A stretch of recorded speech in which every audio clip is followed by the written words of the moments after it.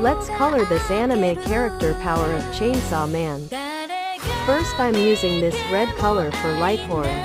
And then here I'm using black for shading, but this is not good as expected. Black for jacket.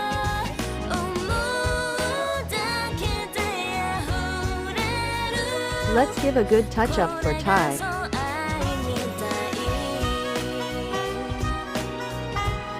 I'm trying hard to make this perfect, but it's not that good. Let's shade her shirt. It's kinda looking good.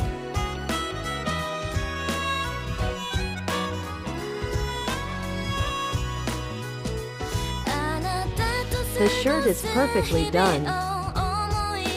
Let's color her lips. Wait for part 2.